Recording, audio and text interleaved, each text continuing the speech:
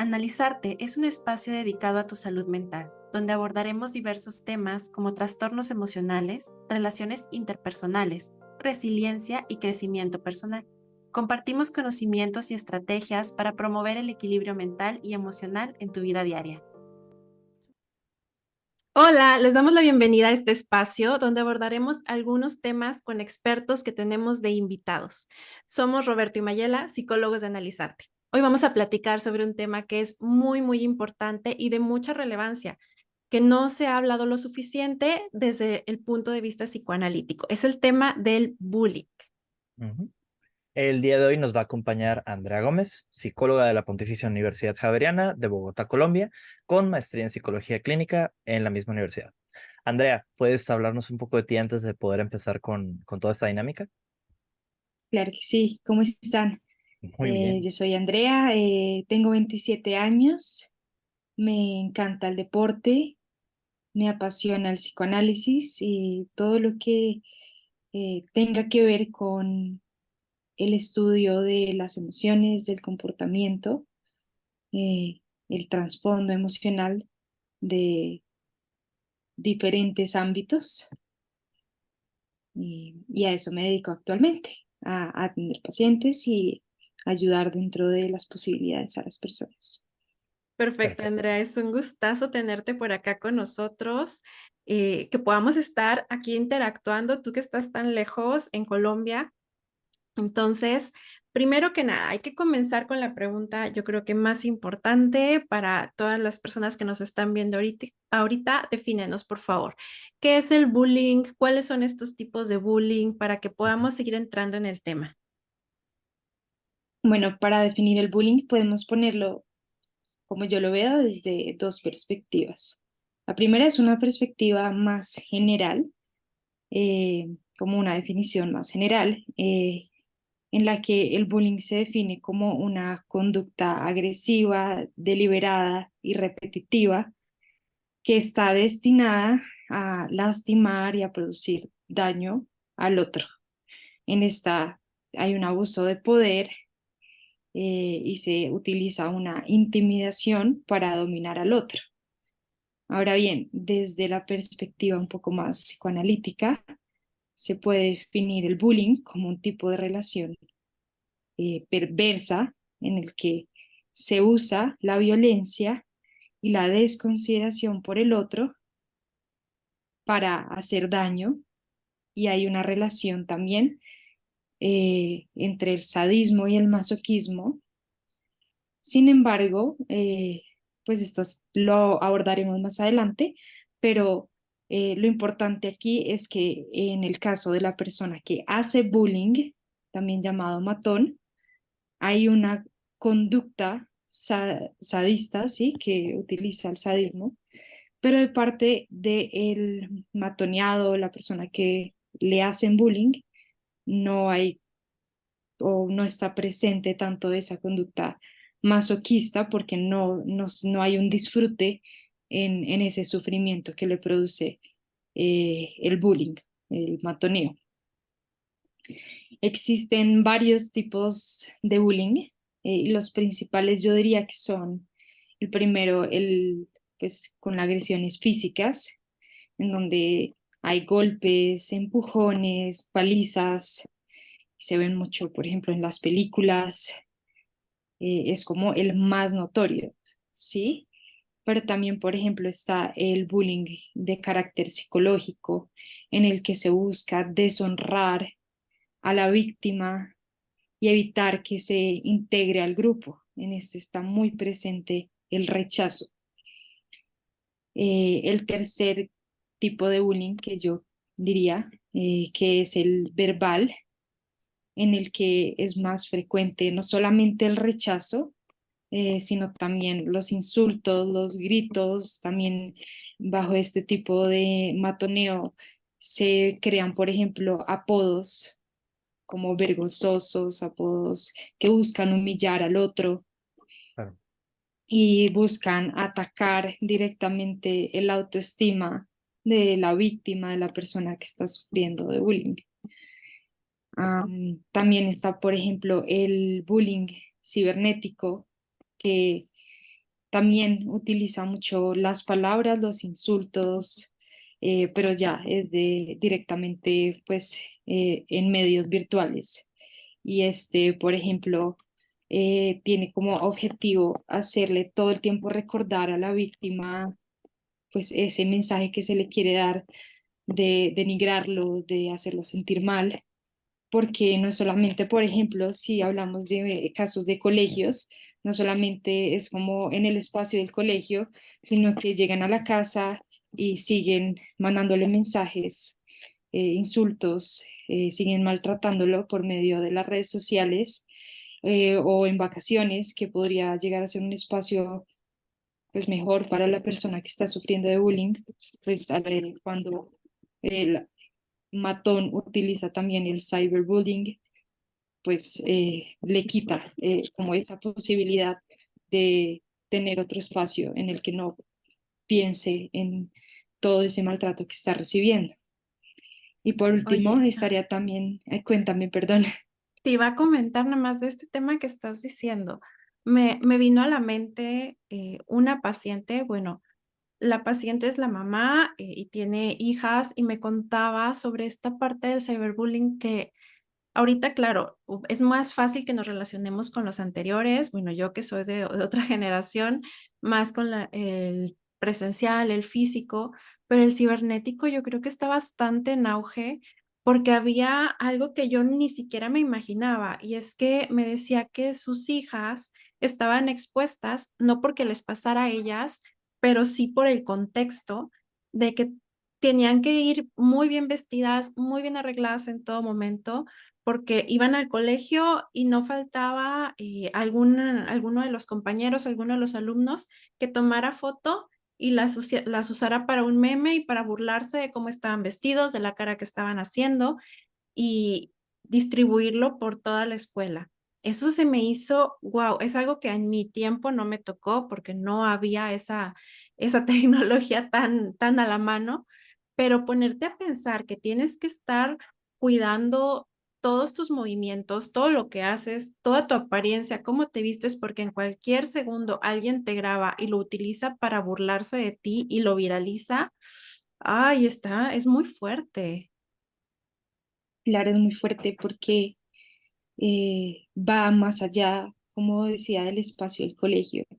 Y, y hoy en día, pues las redes sociales son un medio de comunicación muy importante, pues los adolescentes y los adultos lo usamos mucho.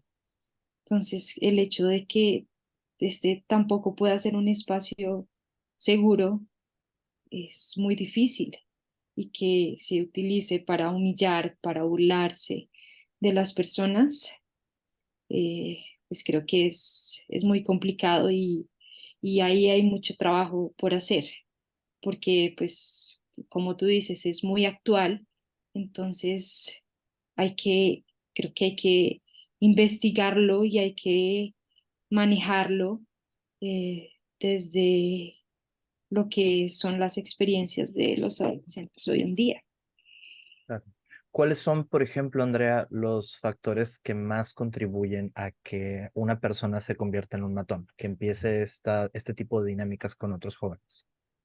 Bueno, ahí eh, pues nos vamos desde la teoría psicoanalítica, eh, por ejemplo, a un factor que creo que es muy importante y es el tipo de apego que desarrolla la persona, el ser humano, pero también que tiene mucho que ver con el tipo de apego que tienen los papás, ¿sí? Los padres. Entonces, pues digamos que normalmente, obviamente, pues es una generalización, pero que se ha visto, digamos que en los casos y estudios, eh, los niños que hacen bullying, los matones, tienen un tipo de apego que es inseguro, evasivo, rechazante, o también llamado como el apego evitativo, ¿Sí? Ujú.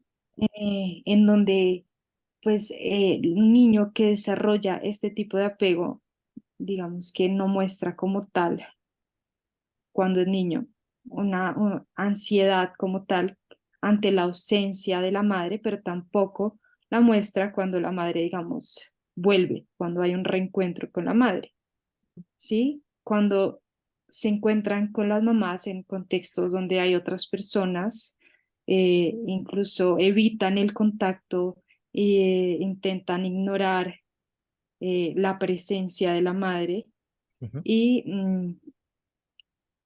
también, eh, pues digamos que esto está ligado con un rechazo hacia la mamá porque en un contexto más de casa, la mamá cuando el niño va a tener un contacto físico con ella o cuando la busca, cuando se siente temeroso, inseguro, triste, la mamá probablemente también inconscientemente lo rechaza, ¿sí? mm. Entonces es como si fuera un modelo que se repite del Entonces, rechazo de la mamá.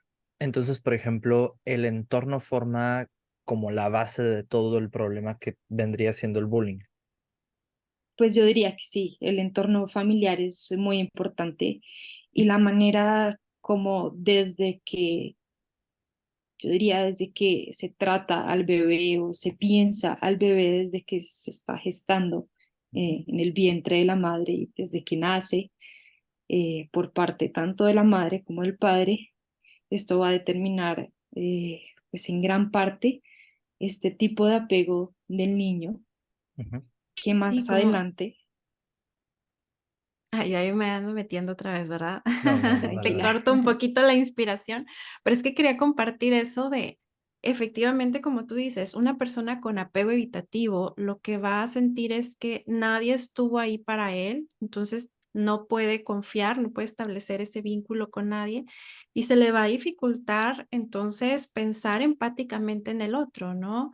Esa consideración pues deja de estar presente porque bajo este pensamiento de si nadie estuvo para mí, pues tampoco para ti. Tú no tendrías por qué ser más especial y puede ir impulsando esta conducta de bullying, porque pues no, por como nos dices, Andrea, no hubo una figura de cuidado confiable, amorosa. Este bebé no se sintió deseado, este niño no se sintió protegido y como si tuviera ahí ciertos resentimiento, ¿no? Yo, De acuerdo. por ejemplo, aquí tengo una pregunta más, ¿no? Y es ¿qué sucede en el entorno psicológico de la persona, ¿no? Con su autoestima, con la identidad, con la salud mental del mismo. El matoneado y el matón, porque según tengo entendido, este proceso lo viven ambas personas de formas, aunque muy distintas, también muy similares. Muchas veces pasa este proceso de identificación con el matón desde la parte del matoneado. Tengo entendido que aquí se juega una dinámica de poderes como muy, muy clara y muy establecida, que a veces llega a como romperse y sobrepasarse. Entonces, que de repente se cambien las tornas, ¿no? El que matoneaba ahora es matoneado y continúa esta especie de círculo vicioso como a través de distintas generaciones. Claro, y fíjate que eso es un fenómeno que no solo se da desde como los niños adolescentes que fueron matoneados y se identifican con su matón y después pasan a hacer bullying, sino también desde la casa, ¿no? Entonces, eh, pues tiene que ver con lo que veníamos hablando del apego inseguro, em, evitativo.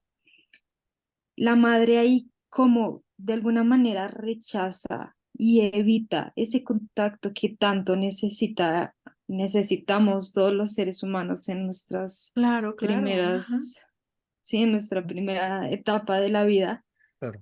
eh, pues eso es una forma de maltrato, sin Mm. querer, por lo general es muy inconsciente porque pues desde ahí también hay como una cadena de como de ¿Seguimiento? responsabilidades, sí, Ok. como de la mamá y el papá que no, por ejemplo, no han trabajado su tipo de apego y su forma de vincularse con el otro. Ujú, Entonces, pues esto lo van a representar y lo van a volver a repetir con el hijo mm. y el hijo siente inconscientemente esto como una forma de maltrato y muchas veces lo que pasa con las personas que matonean es que se identifican con ese maltrato que sintieron por parte, pues puede ser de la madre o de del la padre o familia. de los dos, de la Ujú. familia, del entorno, y lo van a actuar en el colegio, por ejemplo.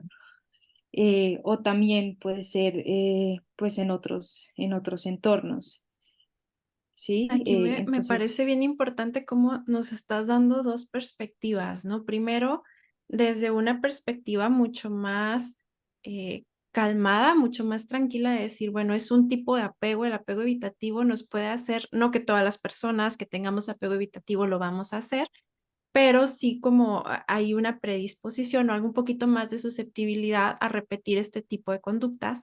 Eso es por un lado, pero por otro lado también está cuando lo que decía Roberto, cuando es esta identificación con el agresor, este fenómeno donde si tú vienes de una familia donde hay agresión constante, donde hay violencia, donde a veces, y solemos hablar mucho del bullying en la escuela, del bullying con los compañeros, pero también se da en casa. A veces esos papás que hacen bromas crueles sobre el peso, sobre la apariencia, que cada error te lo critican y te hacen sentir mal, pues ese niño va a crecer en ese ambiente y considerando que eso es normal.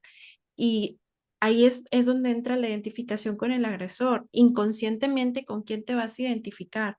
¿Con la persona víctima que nada más aguanta o con la persona que pareciera ser la que sobresale o a la que nadie agrede porque es la más fuerte? Y pongo esto entre comillas porque eso no es fortaleza, eso es agresión y eso es violencia.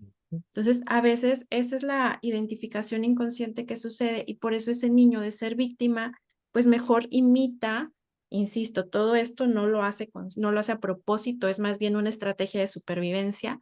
Imita a ese agresor y empieza a repetirlo también en otros ambientes. Entonces, vemos varios factores, no hay una sola forma en que se constituye el bullying, pero ahorita, y estaba recordando también un poco de estadísticas que me puse a revisar, decía que de las personas de 12 a 17 años que asisten a la escuela en México, de un estudio que se hizo en el INEGI en el 2022, el 28% comunicaron haber sido víctimas de bullying en los últimos 12 meses, el 28% de todos los estudiantes, y son los que lo hablan, porque como en Ujú. muchos temas, son muchas más personas las que no lo hablan por miedo al que dirán o incluso a las repercusiones.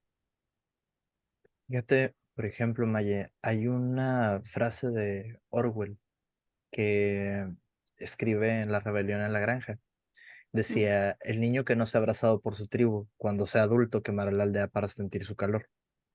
Y digo, suena bastante incendiario, pero creo que es esto lo que sucede con el niño al que lo llegan a matonear o le llegan a hacer bullying y que no es escuchado a posteriori, que termina justamente convirtiéndose en aquella figura que ha sido la figura más presente probablemente, el matón, y termina buscando hacer daño a otras personas de forma consciente o inconsciente. Entonces, ¿qué, por ejemplo, podríamos utilizar como prevención para este tipo de situaciones? ¿Qué tipo de psicoeducación podríamos darle al público o a las personas para ayudar a que se empiece a hacer eco en este tipo de entornos, ¿no? Que se mejoren estas situaciones. pienso que obviamente hay un rol muy importante en las instituciones y claro que hacer psicoeducación, hacer campañas de climas positivos, en donde haya un ambiente bueno, un ambiente favorecedor, es importante y sobre todo no solamente para los niños, ¿no? Como este Ujú. tipo de, por ejemplo, este tipo de capacitaciones o charlas, que no solamente se haga para los estudiantes, sino, por ejemplo, también para los profesores, para el staff del colegio y, muy importante, para los papás. Bueno, Esto, Y pues, obviamente contiene una dificultad grande porque, pues, imagínense ir al colegio del hijo y que el hijo esté haciendo bullying y que entonces, por ejemplo, empiece, pues como hagan caer en cuenta de alguna manera en la dinámica del taller, ujú. que pues hay responsabilidad en las cosas que pasan en la casa, pues eso es difícil, pienso, pues por parte de los padres, porque aceptar que como padres están cometiendo algunos errores o algunas fallas, pues es complicado, pero igual pienso que de alguna manera algo queda. Yo sí siento que de pronto por lo menos a un papá se le mueve algo internamente y puede pensarlo. Obviamente Mm, va a depender del tipo de persona, del tipo de, pues como de la capacidad de pensamiento y de reflexión que tenga. ujú, Mm, pero pues creo que es importante. Para los profesores también es muy importante porque creo que los profesores tienen un rol importantísimo. ujú, Los profesores muchas veces incluso llegan a ser cómplices o se están inmersos dentro de esa dinámica mm, de matoneo. ok, Entonces, muchas veces no hacen nada o ven que, sí, como que se dan cuenta que están haciéndole bullying a los alumnos y no hacen nada o intentan hacer algo, pero no es suficiente como un Sí, regaño, sí, sino que sí, se sí, no sabes necesitan. cuántas veces, y vuelvo a contar un poco de mi experiencia, no sabes cuántas veces he recibido a una paciente o a un paciente que me cuentan, es que yo lo decía, es que yo lo hablaba, yo le decía a mi profesor, como tú dices, Andrea, y se los dije, pero mi profesor volteaba hacia otro lado, mi profesor decía que yo estaba exagerando, que yo lo resolviera, o que a eran lo cosas de mucho niños. eran cosas de niños, cosas que es normal, no puede ser tan frágil, Ujú, a lo mucho llegaban a hacerle una llamada de atención al otro niño de que, oye, no le puedes estar pegando a fulanito o a fulanita, y se deslindaban de toda responsabilidad porque luego sabemos, suele haber una consecuencia después. Ese niño al que le llamaron la atención, si no hubo una consecuencia más fuerte, si no se habló con los padres, si no hay una atención a conciencia sobre el problema, pues lo va a volver a hacer, ¿no? Y luego, como dicen, ándale, por andar hablando te va a ir ahora peor. Entonces, claro. ese tipo de cosas dejan muchas Secuelas, ¿no? consecuencias. Sí, sí, sí. Y hablábamos ahorita de repetir el ciclo, que esa es una de las consecuencias, pero platícanos, Andrea, tú que has estudiado esto a profundidad, dime qué otras consecuencias emocionales o psicológicas deja el bullying en una persona. Bueno, ahí digamos que basándome en un libro que es obra de un psicoanalista colombiano que se llama Juan Rafael Padilla, y que se llama Matones, de matones y matoneados exactamente. Ok, Él plantea que existen cuatro tipos de, como de grupos de matoneados que, como clasificando las consecuencias. El primero son esas personas que pues quedan de alguna manera despojadas de su autoestima. Entonces son personas que quedan disminuidas e incapaces casi de reconstruirse por lo menos por ellos mismos. Hay, por ejemplo, un proceso de análisis y de terapia sería muy importante para ayudar a reconstruir eso, pero por ellos mismos es muy difícil que logren reconstruirse porque realmente fueron muy cruelmente maltratados y probablemente durante años, y deja esta huella de dolor y sufrimiento en este tipo de personas que viven una y otra vez. Entonces son personas que a pesar de que pueden crecer, ya ser adultos, se quedan en el pasado, se quedan en ese sufrimiento y todo lo que viven pareciera que se vive como desde la sombra ujú, de eso que sufrieron, ¿sí? Como si las gafas que tuvieran para ver la vida estuvieran desde esa experiencia de sufrimiento que tuvieron mm, probablemente en el colegio o bueno, también puede ser en otras etapas. Son personas que también sufren, por ejemplo, de muchas pesadillas en el momento del sueño. Y esa pesadilla, este psicoanalista plantea que es como la manera la que intentan, pues como como ese sublimarlo. trauma, sí, Ujú, que se muestra, no, que ese trauma no trabajado, porque como ya dije, pues no lo, ellos mismos Ujú. no lo pueden trabajar, ujú, que se muestra en el sueño y es como una manera de matoneo interno, como que eso es, que lo reviven no solamente en la vigilia, sino en el sueño también, todo el tiempo. Como si También por están dentro se hubieran cambiado los cables para que la persona se esté autoflagelando mentalmente. así, Ok. exacto, y eso es lo que se muestran los sueños, y obviamente son sueños de angustia, Ujú, completamente pues angustiantes, difíciles, que va a ser muy importante trabajarlos. mm, El segundo grupo de personas son personas que eh, llegan a sentir y actuar una ira narcisista. ok, Eh, entonces, ¿qué pasa acá? Que en el matoneo, pues por lo general, o yo diría que siempre se hiere mucho el narcisismo de las personas. ok, Por eso queda tan, como tan quebrado el mm, autoestima de las personas que sufren de bullying. ok, Entonces es casi que imposible para estas personas hacer un duelo. Ellos también todo el tiempo están viviendo las experiencias como desde esas gafas del dolor y el sufrimiento, ujú, pero la diferencia con el anterior grupo es que viven como con, no solamente con ese sufrimiento, sino con mucha ira, mucha rabia hacia los otros, y esa ira en algunas ocasiones llega a ser actuada. ok, Por ejemplo, pues pueden llegar a matar ok. literalmente, a, como venganza, o no necesariamente a matar, pero sí a buscar algún tipo de venganza física, pues hacia las personas que les hicieron daño. Esto es como la consecuencia de un estrés postraumático. Sí, claro, podría tomarse también como una consecuencia de un estrés postraumático, porque, claro, el bullying, cuando es vivido intensamente, como decíamos en la definición en el principio, como deliberada y repetitivamente, Ujú, se vive como un trauma que queda como una huella psíquica ujú, y que es muy difícil, muy difícil de sanar.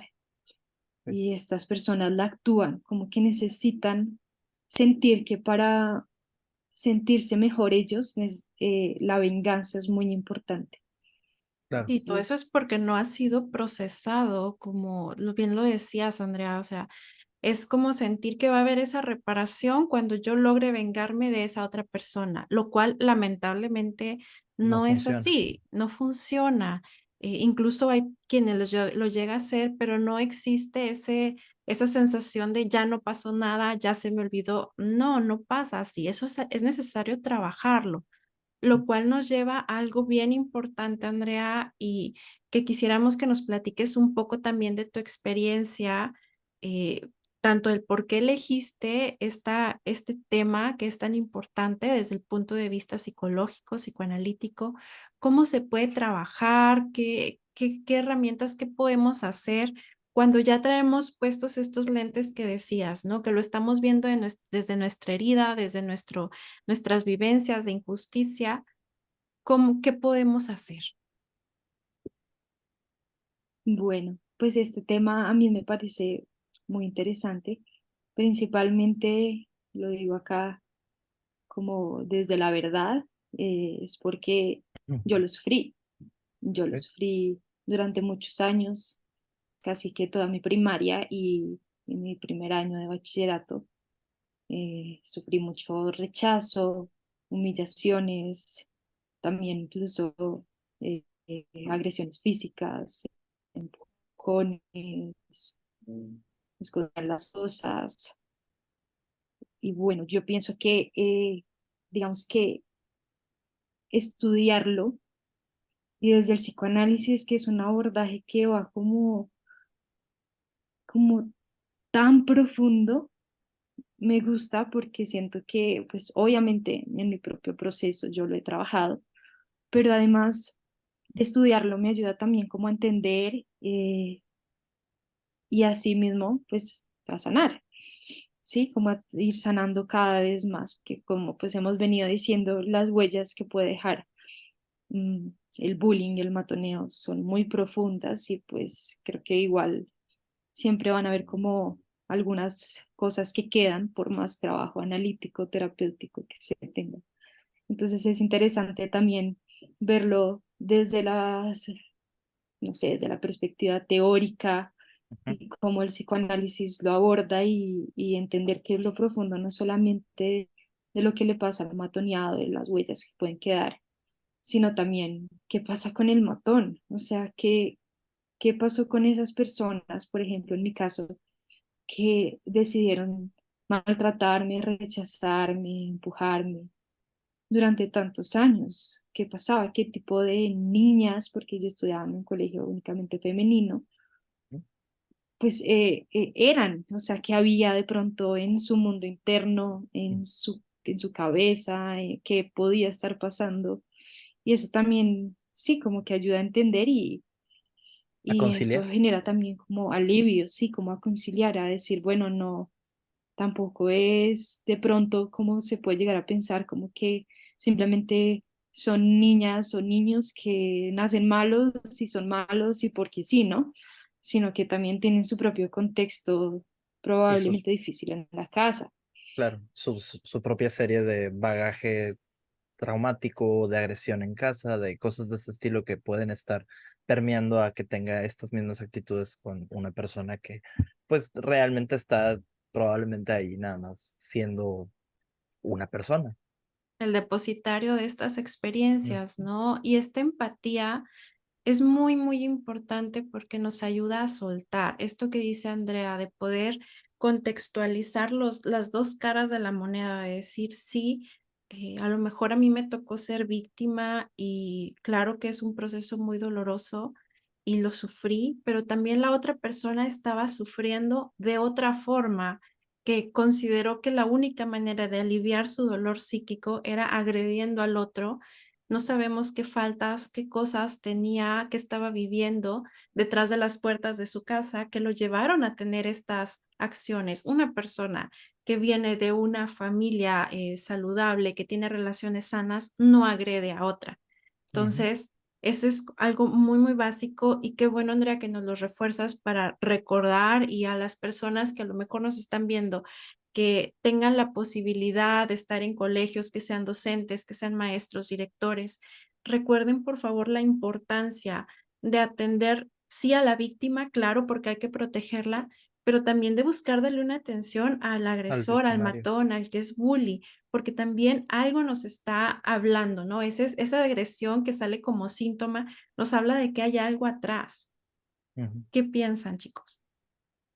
Fíjate que aquí le voy a volar la historia a un compañero mío, a un colega conocido mío. Él ya da clases, él se dedica a eso.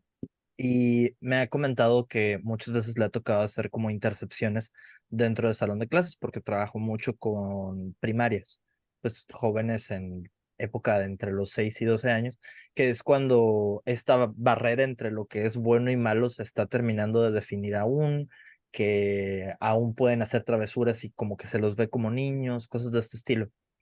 Me comentaba que tenía un niño que era muy agresivo con otros. Entonces, un día se da cuenta de que este niño siempre se queda castigado y se queda platicando con él en la hora del receso. Entonces, un día platicando, le dice, pues me gustaría que te portaras mejor para que pudieras salir a jugar con los niños en el recreo. Y el niño le contesta, dice, es que si me porto bien, usted ya no va a querer estar conmigo en esta media hora que yo tengo para hablar con usted. Entonces, la situación Ay, era que estaba siendo un niño desagradable con los otros niños para que la figura autoritaria le hiciera caso y estuviera cuidándolo durante media hora y platicando con él y haciéndole caso, ¿no? Entonces, para recibir esa atención, para ¿no? Que a recibir lo esta mejor atención, no tenía. este muchacho, este amigo le dice, no, no te preocupes, puedes quedarte aquí conmigo a platicar sin ningún problema. Dice, yo encantado de recibirte y encantado de que te quedes aquí y explicarte cosas que quieras preguntarme o hablar de experiencias, ¿no? El niño en automático empezó a portarse bien. O sea, dejó de ser un niño mezquino con los otros y empezó a relacionarse mejor. ¿Por qué? Porque Creo que, consiguió que esta figura le pusiera la atención de una forma en la que no necesitaba ser dañino para los otros. yo creo que ahí hay un punto muy importante y es desde el tratamiento. que no necesariamente, porque pues sabemos que no en todos los contextos es, digamos que fácil que puedan llevar al niño a terapia, ¿no? Entonces en los colegios también se puede facilitar ese tipo de espacios, ¿no? Es como eh, ese niño que maltrata, como lo hemos venido hablando, tiene carencias Ujú, eh, emocionales con sus figuras de cuidado porque no las vive como confiables, como amorosas, tiene como esa figura continente ujú, en su casa. Y qué importante es lo que dices, porque fíjate que aquí esta persona del colegio actúa precisamente como eso, como un continente, una persona que puede contener ujú. emocionalmente, que no solamente escucha, ¿sí? No solamente es escuchar, sino poder ayudar de alguna manera a darle sentido, a poner en palabra, a representar simbólicamente lo que el niño puede estar viviendo, ¿sí? Sí, Y claro. eso lo puede hacer, pues es básicamente el rol del terapeuta, pero pues también de ciertas maneras lo pueden ayudar a hacer otras personas de la institución, los Ujú, profesores, el psicólogo, pues del colegio, o otras personas que estén dispuestas a, pues, a escuchar y ayudar, ¿no? claro. Finalmente, ¿alguna última recomendación que te gustaría darnos, Andrea, para ya casi estar terminando por cortar?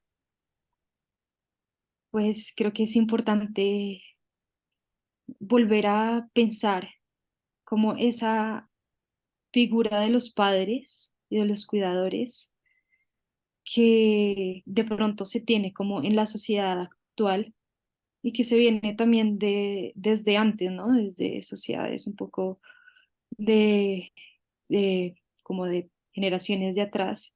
¿No? Y es como que, por ejemplo, pues la madre está ahí, pero muchas veces no está ahí, ¿no?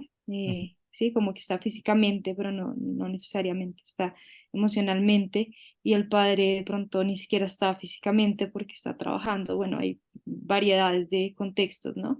claro. Pero creo que es importante que se resignifique la importancia del rol de ambos padres, no Ujú, solamente de la madre, porque creo que ahí hay como una carencia a veces ujú, en la teoría y es como que siempre es como, no, la madre es suficientemente buena, la madre claro. continente, la madre, sino también del papá, porque el papá también puede ayudar a todo esto, ¿no? A que el niño vea que existe igual una figura amorosa, una figura en la que puede confiar, una figura en la que puede imitar de pronto sus comportamientos y que van a ser buenos con los otros.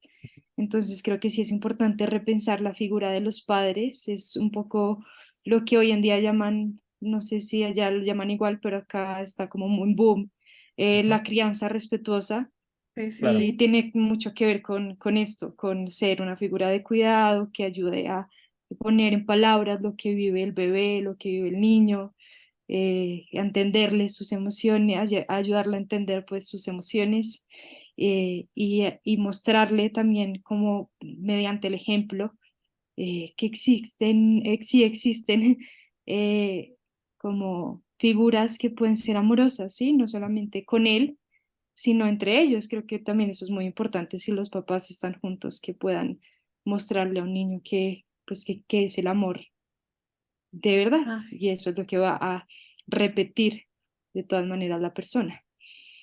Qué me bonito. encantó cómo lo estás diciendo, porque sí, esa es la mejor estrategia siempre para estos problemas sociales es la prevención. Y si desde una crianza con amor y con respeto le vamos enseñando y permitiendo a ese niño ser mirado, ser escuchado, sentirse como esta parte de la pertenencia y aparte enseñarle a expresar y regular sus emociones de una mejor manera, las cifras del bullying van a descender dramáticamente. Pero Ujú, eso es algo que tenemos que hacer como sociedad y un paso a la vez. A veces hay pequeñas acciones, como nos contaba ahorita Roberto, la acción de su amigo, de ese maestro que hizo sentir a ese chico escuchado y mirado, pues realizó un cambio y yo no creo que nada más en esa clase, sino para el resto de su vida. ujú, Qué sí, bonito y yo me quedo mucho con esa reflexión, Andrea. Te agradecemos más enormemente que hayas estado compartiendo esto con nosotros. Esperamos después podamos tener más colaboraciones contigo acá en Analizarte. Y pues, ¿qué más te digo? Un gustazo tenerte por acá. Igualmente. Muchísimo gusto, Andrea. Claro que sí, muchas gracias y un gusto también. Muy bien. Entonces, dicho esto, pasamos a cerrar. Nos vemos pronto, nos vemos en nuestro siguiente episodio. Vamos a ver si hacemos más entrevistas. Si no, como quiera, ya están los episodios de nuestro podcast que van saliendo. Tratamos de que salgan semana con semana. Un saludo enorme, que pasen una muy bonita, un muy bonito día, una muy bonita semana y nos vemos.